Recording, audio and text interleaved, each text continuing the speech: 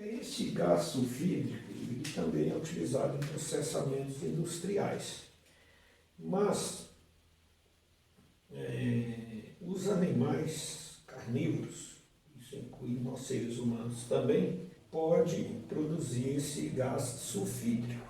Ele pode ser de algumas proteínas e pode vir também do ovo, no processo de fermentação dentro do nosso intestino.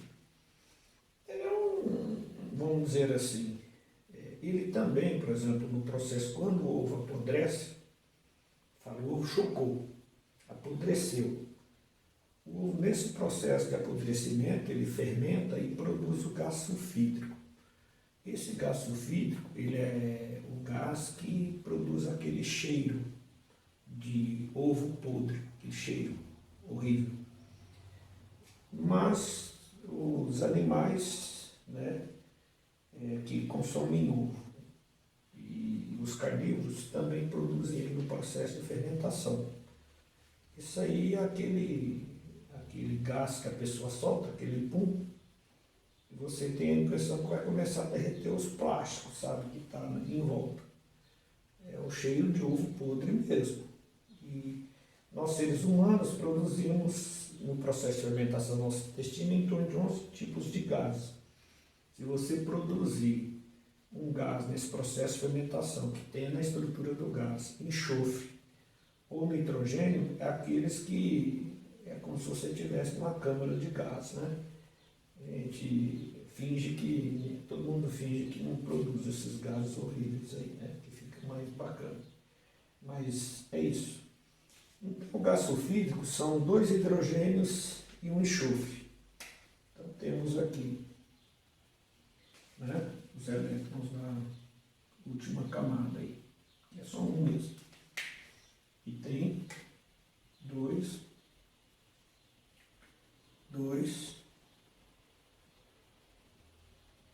e 8. 2 e 8. E 6 na última camada.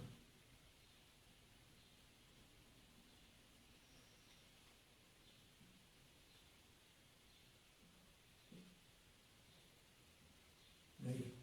Bom, então vai estabelecer 2 ligações simples, né? E a fórmula eletrônica de Lewis, que é bem simplificadinha, né? A gente coloca só os elétrons da última camada.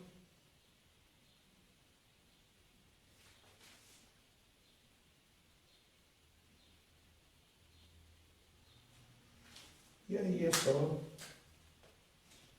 fazer as ligações aqui. E a forma estrutural plana, molecular, nós já temos, né? Nós temos então hidrogênio, enxofre e hidrogênio. Cada risquinho, envolvimento de 2 elétrons. O último exemplo de ligação covalente simples que nós vamos dar é do hidrogênio com hidrogênio. O hidrogênio, quando se liga ao próprio hidrogênio, ele forma, eu coloquei aqui a fórmula da água, mas é só H2 sólido, né? Então ele forma o gás chamado gás hidrogênio, né? Ele é de altíssima combustão, produz uma chama mais que 1000 graus de calor. E ele, por ser bem menos denso do que o ar, ele foi utilizado em zeppelins e no início do século passado ele passou a ser utilizado como transporte de pessoas da Europa, da Alemanha para os Estados Unidos. Era como se fosse um navio flutuante, é gigantesco o negócio.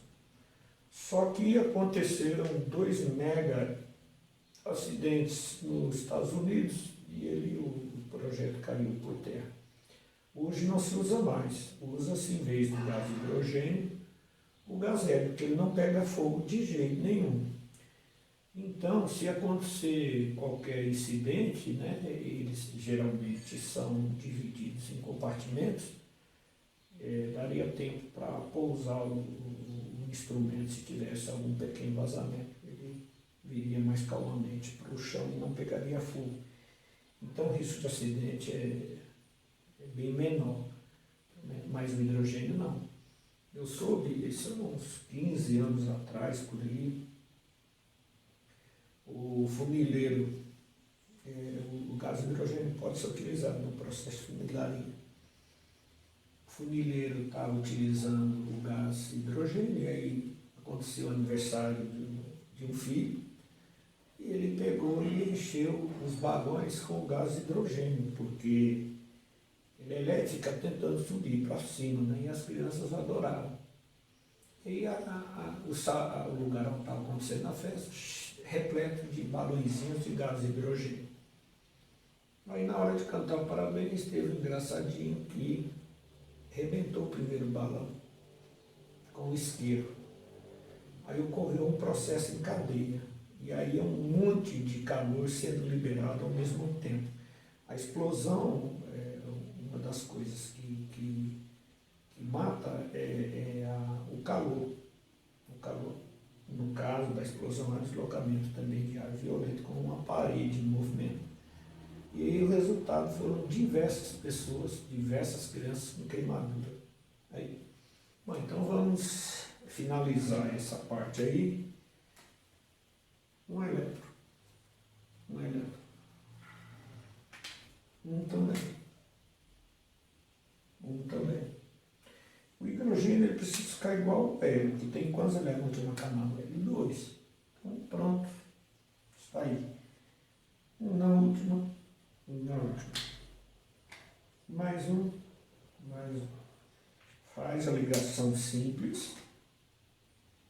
Pronto. Fica com dois, um hidrogênio, fica com dois outros hidrogênio. E a forma estrutural plana do hidrogênio é, vamos colocar no mesmo padrão, né? Hidrogênio e é assim. Gente, então nós encerramos esse tópico de ligações covalentes simples. Bom, gente, aqui nós começamos a ver a ligação covalente dativa, que é uma ramificação da ligação covalente. Né? Nós vimos que na ligação covalente nenhum átomo perde definitivamente elétron e nem ganha, e sim compartilha pares de elétrons. Aqui ocorre isso também. A única diferença é que esses pares de elétrons provêm do mesmo átomo. Então, quando acontece esse tipo de situação, é porque um dos átomos é muito mais eletronegativo, muito mais forte, o outro é mais fraco, e às vezes na última camada ele tem pares de elétrons que não foram utilizados na ligação química. Por exemplo, os da coluna 7A, eles todos possuem 7 elétrons na última camada, ele só precisa de 1 para 8. Só que sobra 3 pares que não foram utilizados. São esses que são utilizados para a doação da ligação covalente quando se liga a outro átomo mais reativo. Nós vamos ver depois os exemplos. Uma vez que a ligação dativa seja formada, sua força e demais características não têm diferença das de outras ligações covalentes. Quando existem essas ligações e na hora que elas se rompem, elas liberam energia, né? No caso, por exemplo, quando o carro utiliza o álcool ou a gasolina, as ligações se rompem e liberam energia que dá a explosão que faz o carro andar. Cada ligação dessa que se rompe libera uma quantidade de energia. No caso aí, o que está sendo falado é que tanto faz a ligação ser ligação covalente comum ou dativa, depois que ela se estabelece, quando ocorre dela se romper, a característica dela em relação às outras são idênticas. Então a gente lança mão dessa ligação covalente dativa para explicar para vocês, mas de fato, em relação às ligações covalentes, não há diferença da dativa para outra de fato, né? mas se a gente não explicasse dessa forma, seria difícil de vocês entenderem. O elétron doador adquire carga formal positiva, enquanto o elétron receptor adquire carga formal positiva. É um pouco parecido com a ligação iônica. Não é exatamente, mas é parecido. O átomo envolvido na ligação que seja eletricamente mais forte, e o oxigênio está no monte deles, o flúor, né, o cloro, o nitrogênio, eles podem fazer com que o elétron do átomo doador se desloque para uma região mais próxima dele. Então a molécula fica polarizada negativamente e o átomo que está doando o par da união fica polarizado positivamente. É como se tivesse perdido o elétron. O metal perde e fica positivo. O não metal quase perde, mas não perde. Fica numa região intermediária entre os dois átomos, mas também fica polarizado negativamente. Quem recebe positivamente, quem recebe o elétron, ou seja, deslocado para mais próximo dele, fica polarizado negativamente. Então nós vamos aí para os exemplos. Então vamos aos exemplos. O óxido sulfuroso e o óxido sulfúrico. Bom, então vamos ao exemplo. Óxido sulfuroso. Já coloquei a fórmula mínima aqui, significa que tem um enxofre e 2 oxigênios. Nós vimos na tabela anterior que o oxigênio entre os dois é o elemento mais eletronegativo, ele é mais forte, né? Ele só é abaixo do flúor. Bom, então o enxofre busca o quê? 8 elétrons na última camada, né? Então ele com 8 elétrons, ele fica estável. Ou seja, ele precisa de quanto? De 2 elétrons. E o oxigênio, ele também tem 6. Então ele precisa de quanto? 2. Então, 2, 4, 6, 2, 4, 6, 2, 4, 6. Só que aqui é um enxofre e 2 oxigênios. Existe essa substância. Então, no primeiro momento, vão ocorrer as seguintes ligações. Essas aqui. O oxigênio se aproxima do enxofre e estabelece essas duas ligações simples. Tinha 6, 7, 8. 6, 7, 8. Lembrando que o par de união conta para os dois átomos. Não deixa de existir nos dois átomos. Mas, o que vai acontecer? O enxofre ficou com pares de elétrons que não foram utilizados para nada. E o oxigênio, pelo fato de ser muito eletronegativo, ele vai deslocar um par de elétrons para uma região mais próxima dele. Então, vai continuar pertencendo ao enxofre, mas vai agora pertencer também ao oxigênio. Todo o par de união pertence aos dois átomos que estão envolvidos. Continua pertencendo ao enxofre. Então, olha só, 1, 2, 3, 4, 5, 6, 7, 8. Só que agora essa ligação anormal, chamada ligação covalente dativa, passa também a pertencer ao oxigênio. 2, 4, 6, 7, 8. Na outra que nós vimos, cada átomo fornecia um elétron e formava seu par, que é essa aqui. Nessa que ocorreu essa anormal chamada de dativa. A gente representa as ligações normais com um tracinho e a ligação covalente dativa com uma seta e a gente indica de onde partiu o par de união aí. Então é isso. Vamos ao segundo exemplo, que também é um óxido sulfuroso, né? Temos um enxofre, nós esquecemos de colocar aqui os elétrons, né?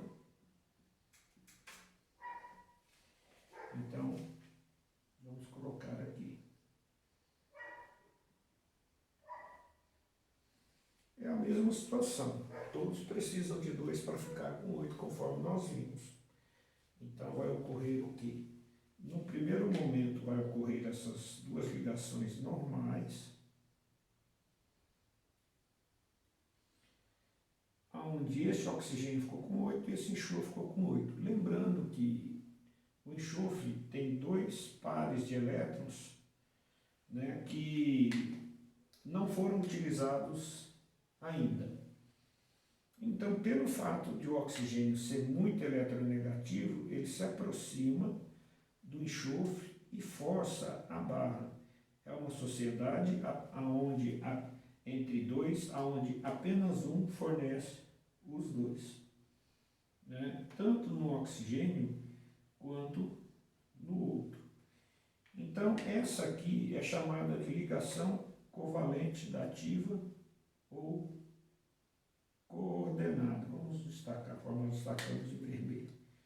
Então, essa onde apenas um fornece o par de união é chamada de dativa. E então a gente representa com traço, né, 2 ligações. Vamos fazer um pouquinho maior. Né? E quem doou o par de união é de onde parte a seta. Então, cada seta significa uma ligação dativa, apenas o enxofre forneceu este par e este par aí. Só lembrando que quando ocorre esta situação, tá estabelecido. Só que depois de estar ligado, as ligações possuem as mesmas propriedades. Para quebrar exige um certo grau de força, na hora que se quebra libera energia. Então aqui a quebra é idêntica à quebra de qualquer outra ligação, né? Inclusive alguns autores, eles não fazem diferenciação nesses risquinhos aqui. 2 mais uma mais outra. Mas eu acredito que assim fica mais claro para vocês compreenderem por que foi feita essa ligação, se aqui já tinha estabelecido o octeto. Por causa da eletronegatividade do oxigênio, enquanto tiver par, ele vai deslocando aí. O ácido fosfórico, ele é, esse exemplo C, ele é utilizado como conservante de refrigerantes, é utilizado no processo de produção de adubo. Nós já vimos anteriormente que os principais adubos são NPK. Quando você vai comprar na loja especializada, está lá NPK. Aí o cara pergunta, para que você quer? Você quer para o plantio? Você quer para manutenção? Você quer para frutificação, floração? Então, as porcentagens nesse N, que é o nitrogênio, P, que é o fósforo, e K, que é o potássio, dependendo da fase da sua agricultura, vai ser as porcentagens. E o ácido fosfórico entra na produção de adubos fosfatados. Eles são os principais, mas tem outros, né? Então, a fórmula mínima está aqui, olha, né? NeHPO. Então, se a gente observar aqui, olha, o hidrogênio, o número atômico dele é 1. Então, tem o quê? 1 elétron. O fósforo, número atômico 15. Tem o quê?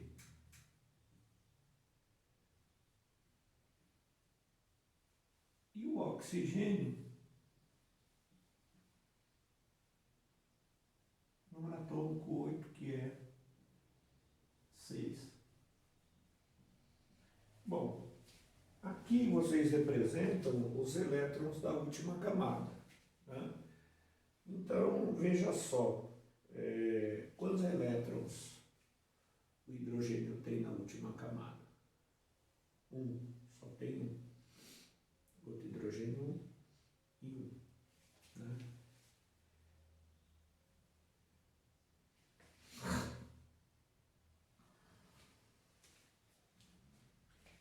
Quantos elétrons o fósforo tem na última camada? 5.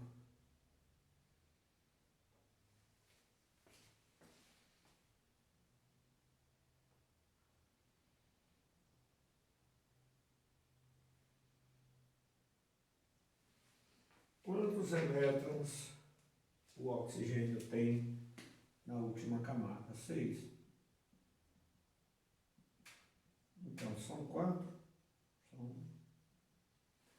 tudo com 6.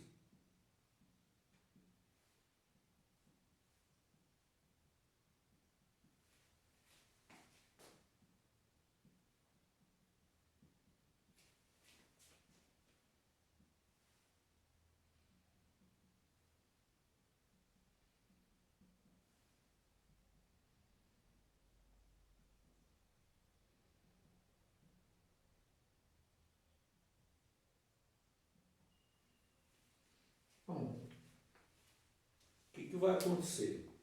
Num primeiro momento, vai reagir o hidrogênio com o oxigênio. Este oxigênio precisa de mais um. Um do hidrogênio vai para 7, precisa de mais um. Faz outra ligação. Vão no primeiro momento acontecer essas ligações normais, né?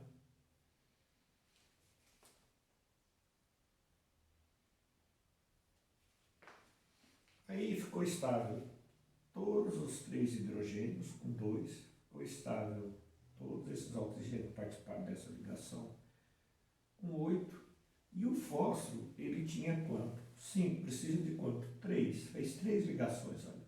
1, 2, 3, 4, 5, 6, 7, 8. Todos esses são estáveis. Só que o oxigênio, pelo fato dele ser extremamente reativo, ele vai deslocar este par de elétrons aqui, olha,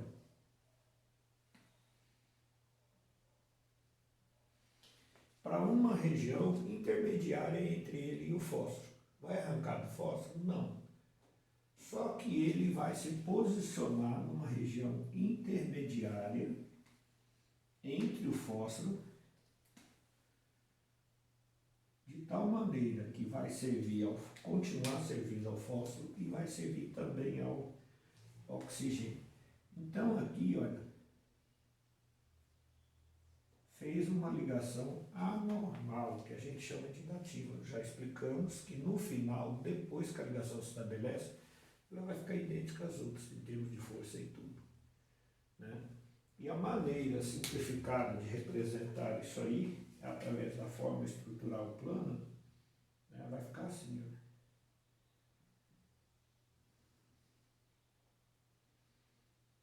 Vamos cortar bem aí para ficar legal aqui, né?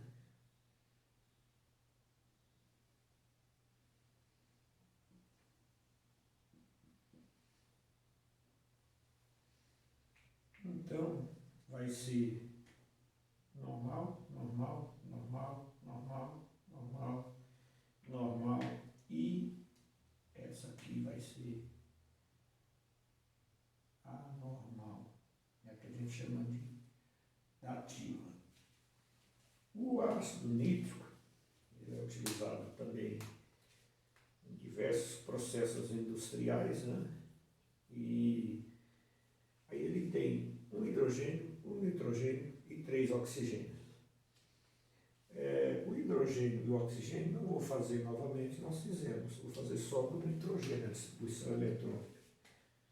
Então o nitrogênio tem 7 elétrons na última camada, vai ficar assim, ó.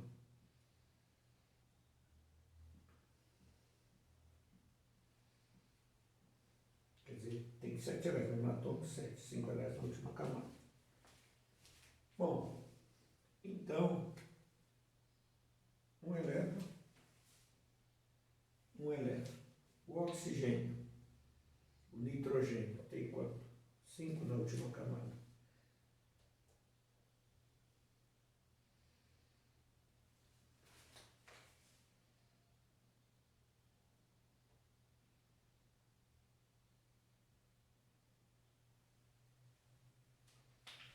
E o oxigênio, conforme nós vimos, são de 6.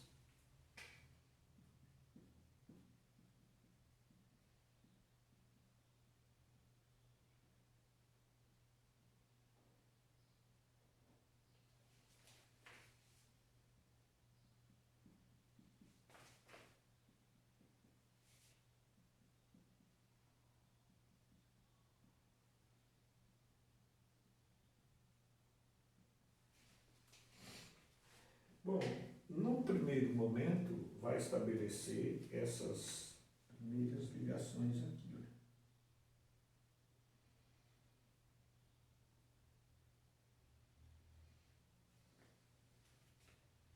Olha.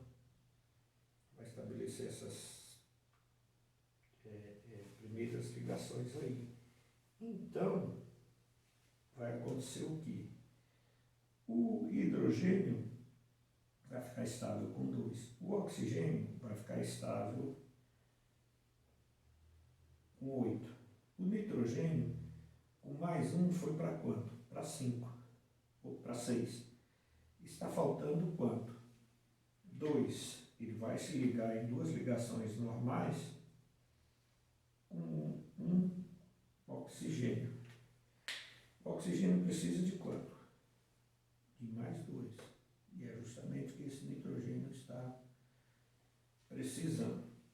Então aí vai ficar estáveis todos. Só que o oxigênio se aproxima do nitrogênio, desloca para uma região intermediária esses 2 elétrons que não foram utilizados e vai estabelecer então essa ligação aí anormal que a gente chama de ligação covalente da ativa.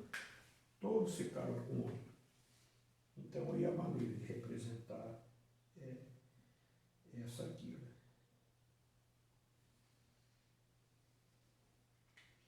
Então nós temos